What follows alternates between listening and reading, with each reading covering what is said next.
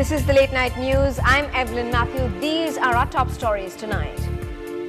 The DMK-led government faced sloganeering in the assembly for its failure to curb the fake drug racket. CM says case might be shifted to the CBI.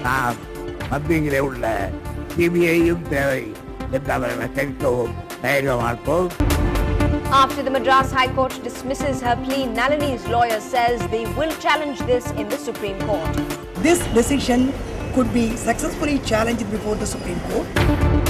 38-year-old housewife murdered in Pallavaram. Her husband has been taken into custody.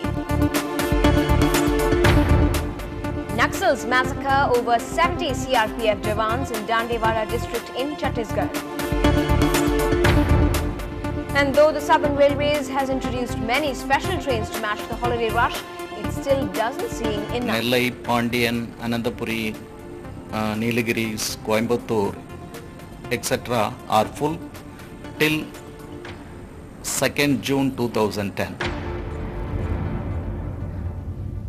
A spate of fake drug busts now has the entire city on the tenterhooks. The DMK-led government was faced with some serious sloganeering for its failure to curb the proliferation of fake drug rackets that supply the city with medicines.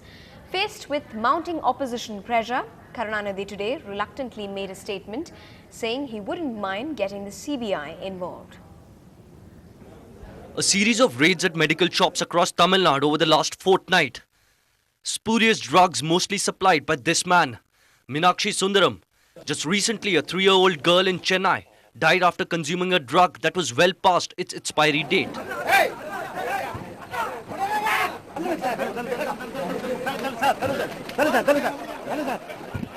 Public outrage over this racket was also probably what led to the kingpin getting a dose of street justice while he was produced at the magistrate's court. The Tamil Nadu Assembly too witnessed quite an uproar over the racket. The entire opposition united and in no mood to relent. பல மாநிலங்கள் சம்பந்தப்பட்டிருக்கின்ற இந்த பிரச்சனையிலே உயர்மட்ட விசாரணையான CBI இதிலே தலையிட வேண்டும். இந்த பதிவு செய்யப்பட்டிருக்கிற வழக்கு வெறும் சீட்டிங் அல்லது ஃபோர்ஜரி என்கிற அடிப்படையோடு நின்று விடாமல் 307 302 என்கிற அளவிலே அந்த வழக்கை பதிவு செய்யலாமா என்று பார்க்க வேண்டும். இது போன்ற கொடுமையான குற்றவாளிகளை கடுமையான நடவடிக்கை எடுத்து வாழ்நாள் முழுவதும் அவர்கள் சிறையில் அடைக்கின்ற ஒரு நடவடிக்கையை தமிழக அரசு மேற்கொள்ள வேண்டும். With fake drug raids becoming almost routine, the issue has now become volatile in the state assembly. The opposition says the state police is incapable of handling the case and that the CBI should step in. That's because the opposition believes that Meenakshi Sundaram, the kingpin behind the fake drug racket, may use his political connections to get off the CBCID hook. That should be reason enough for the Karunanidhi-led government to crack down on fake drug suppliers, irrespective of their political affiliations. With political opposition mounting, the Chief Minister found himself cornered into making a statement. For the CBCID, நாட்டிலே பல பகுதிகளில் இது நடைபெறுகிறது என்று தெரிய விரும்பியானால் நாம் மத்தியிலே உள்ள சிபிஐயும் தேவை என்று அவர்களை கேட்கவும் தயங்க மாட்டோம்.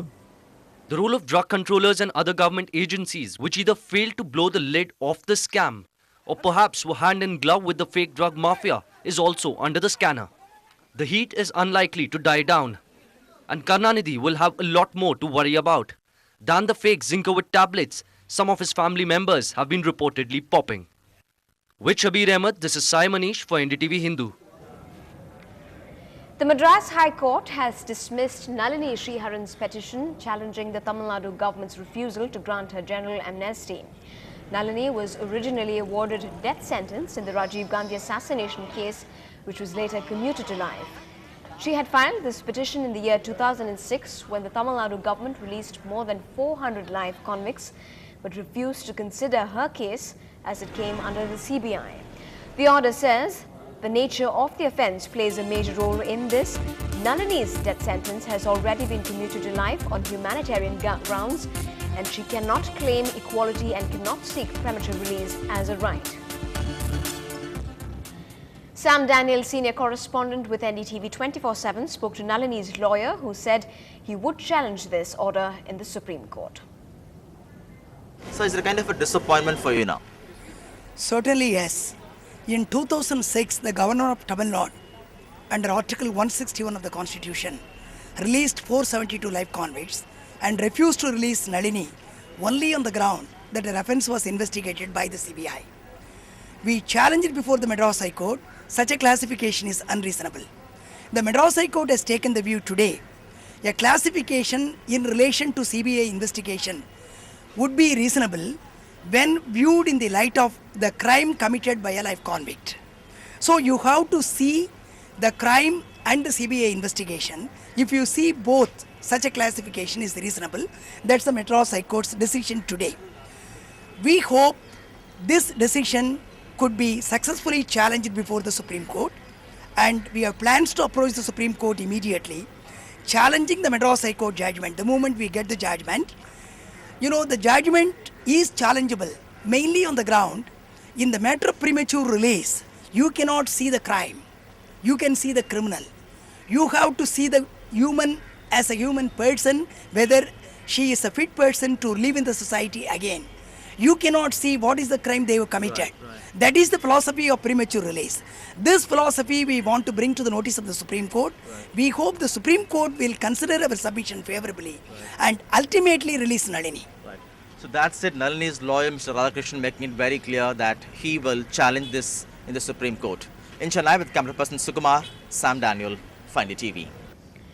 In national news, making the headlines, perhaps the most deadliest attack yet. Naxals have massacred more than 70 CRPF Jawans in Dantewada district of Chhattisgarh. The CRPF camp was ambushed by Naxals between 6 and 7 this morning. The Naxals, aware of the CRPF movement, executed their attack with fierce precision, giving the Jawans no chance to react. The Naxals also managed to loot all the weapons that the CRPF team had. As search operations continue, choppers have been sent in from Jagdalpur headquarters of the Bastar district to move the injured troopers to the hospital. A strong contingent of state police force was also been rushed to the site. There are also unconfirmed reports that 150 Jawans who were rushed for rescue operations right after the news of the attack are missing. Reports indicate that Kattam Sudarshan, in charge of the Andhra Naxals command, is behind the attack. Local media is also reporting of bodies of Jawans being brought to Dornapal police station.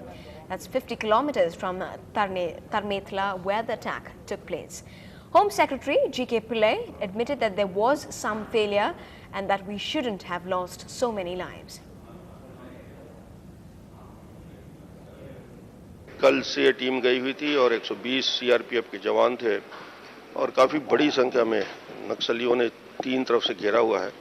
Casualty के संबंध में अभी स्पष्ट जानकारी पूरी तरीके से Dantewada collector से, वहाँ के आईजी से, वहाँ के एसपी से लगातार हम सुबह से ही कनेक्ट हैं और अभी मैंने आईजी को बुलाया है और आईजी सीआरपीएफ को भी बुलाया है और चीफ सेक्रेटरी को मैंने कहा है बैठकर अभी जो स्थिति है उसकी पूरी समीक्षा करेंगे और ज़्यादा से ज़्यादा मदद वहाँ से जो लोग हैं सुरक्षित कैसे निकल सकते हैं, बॉडी को तत्काल कैसे लाया जा सकता है और बचे हुए लोग हैं उनके लिए अतिरिक्त फोर्स जो रवाना हुआ है वो सुरक्षित तरीके से वहाँ तक पहुँच जाए। ये सारी रणनीति पे बातचीत करने के लिए हम लोग बैठेंगे। तो बहुत ही दुखद घटना है और प्रदेश या देश में ये बहुत बड़ी घटना हुई जिसपे हमारे लोग सीआरपीएफ के हमारे जवान शहीद हुए हैं। ये उनकी कायरता की पराकाष्ठा है और जिस प्रकार ये घटना हुई है इसके पूरे हम तो निंदा करते हैं, मगर नक्सलियों का वो चेहरा बेनकाब हुआ है कि एक तरफ कभी शांति की बात करते हैं और इस प्रकार की घृणित घटनाओं को करते हैं। Well, a huge tragedy there. Well, planning to book your train tickets to go on a holiday? Well, you might just be unlucky. Stay tuned and we'll tell you why.